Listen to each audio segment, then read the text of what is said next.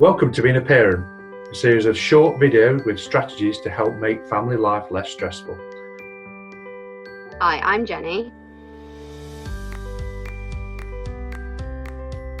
And I'm Andy.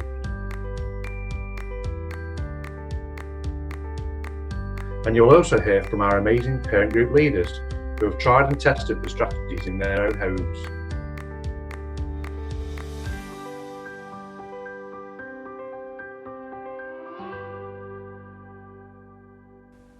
This video is the beginning of your Discipline Toolkit. And the first tool going into the kit is commands. Jenny, can you tell us a bit about commands? Well, they need to be clear and simple. We need to give them a warning. We need to make sure it's a command and not a request. Can you give us an example of what an ineffective command is? So something like if I said to Thomas, would you like to go to bed now? You're going to bed, but he hears a question. So he goes, no, I don't want to go to bed. Yeah. So it would be more like, right, Thomas, it's time to go to bed now. I always try and say, okay, we're going in 10 minutes, we're going in 5 minutes, we're going in 2 minutes, are you nearly ready? I'm going to turn it off soon, or whatever. And it just means it's not a shock and an abrupt. Because I've always thought I wouldn't like it if someone just walked in and turned the TV off and said, right, we're going now. And I'm like, wait, I'm in the middle of that. Whereas if we've given them plenty of time to adjust to that, then they know it's going to happen. The command is not a request, and a lot of us, where we fall on that one is that we're not, a command is clear, do this, as opposed to can you, or please. And, please can work as well as in a command as well. But a command is, I want this done now. And it's not subject to negotiation, So, and I think one of the things that works particularly well in getting people to understand this is your tone of voice as well. How you say a command, how you give a command. Do it now. Just that tone of voice can dictate whether that is a command or it is a plea. The next thing to put in your discipline toolkit is consequences. So Jenny, consequences. What is a consequence? So a consequence is what is going to happen as a result of continuing a behaviour. A natural consequence is kind of something that's going to happen anyway. If you're nasty to the cat, it might scratch you. And what's a logical consequence then? So a logical consequence is something that you have to do. They're linked together. Like if you carry on kicking that football in the house, I'm going to take the ball off you. So what is it? What's important if we're going to give a consequence then? So they need to be relevant and age appropriate. A consequence for a younger child is going to be different from a consequence for an older child. So there'll be no point you telling Thomas that I'm not going to give you the Wi-Fi code as a consequence because it's not appropriate. Yeah, exactly. And for Thomas, because he's nearly 3, his consequences need to be straight away. There's no point me saying, if you carry on doing that, when we get home, because by the time that means nothing to him. As a parent, you have to be able and willing to do it. If you say to your child, if you do that one more time, we're leaving, you have to be willing to leave. Yeah. Consequences is one of my favourite discipline strategies. I find it so easy to be consistent with it. A consequence, you're giving them the option. You do this, this will happen, or you do that, that will happen.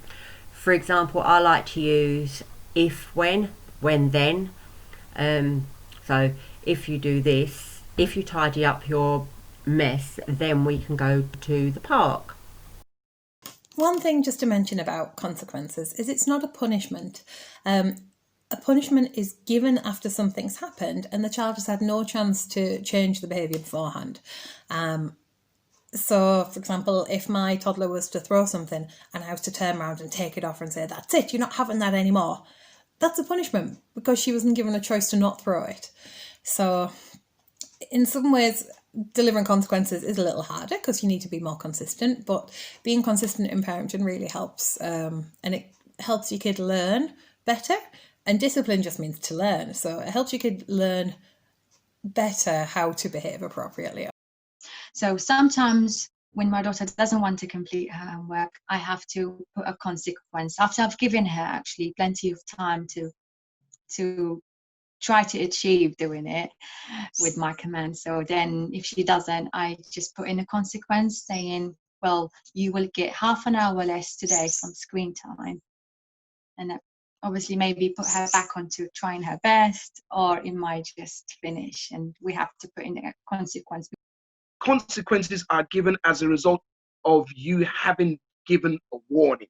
I think that's the most important thing about consequences. The consequences have come as a result of you not adhering to what was in place, and you've gone against it. So now these are the consequences. If you're going to give a consequence, make sure that it's age appropriate. 2, that you have what it takes to make the consequences happen. Next in your discipline toolkit, rewards and star charts.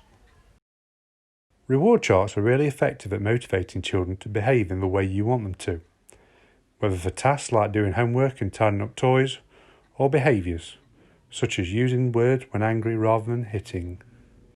Behaviours become habit quite quickly as well, so having that star chart, it's very effective for quickly changing the behaviours, because it motivates the child to get that reward, and then that enables the behaviour to become the habit.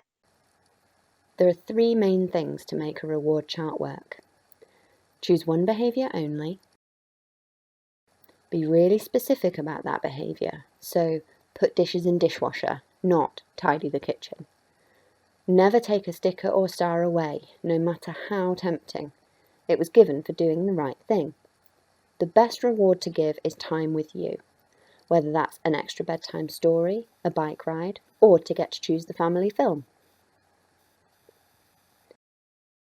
Stars and stickers work well for younger children, and points-based systems are good for older children. There's more chance of the chart working if you involve your child in creating the chart and deciding on the reward. You can make it at home or be lazy like I am and order them off the internet. So how do you do the star chart? You have to think about one behavior you want to see more often. You want to change into a new habit. And okay, you need stickers. So I'm going to show you 2 different ones. The first one is when my daughter was 3 years old. So the star chart has to be age appropriate. You can't do the same thing with a 3 years old or 6 years old, okay? So she was really into dinosaurs, so I asked her, she wanted dinosaurs theme. Then I wrote here the one behavior I wanted to change, and it was I wanted her to dress herself in the morning. And each time she would do it, then she would paste dinosaur stickers. I found them in Poundland. And at the end of it, she wanted a princess crown, so that's what she got. Okay, so, and it was really helpful for us. And now, because of the whole COVID-19 situation, she doesn't see the point in getting dressed in the morning because we don't see anybody. So we had to go back to the star chart again. But now it's in French. But now, because she's 6, then I give her letters. I think people often think that it has to be a monetary thing and we're bribing children to behave in a certain way, but it really doesn't have to be a tangible thing. It can be your time. It can be them making the choice of something. Like our children of their age, we were able to do it on a weekly basis. So every week we would tally up the ticks what you call a reward. And for us, then obviously because of the industry I'm in, my kids are into gaming. So we could use gaming as a way, as a reward. So the more ticks they would have, the more time they would get to be able to game.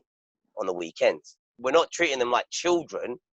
We're treating them like to have responsibility, to take good action, to make those good decisions. These strategies are within your toolkit, like we alluded to at the beginning of the video. They're in your toolkit. You can pick and choose as and when based on the situation, the scenario, and they won't all work for everybody. But you've got them in your tool bag. Thanks for listening. Hope you've enjoyed today's session. We've covered commands, consequences, and reward charts. We've enjoyed delivering it to you. Thank you, Jenny. Thank you. And we'll see you soon.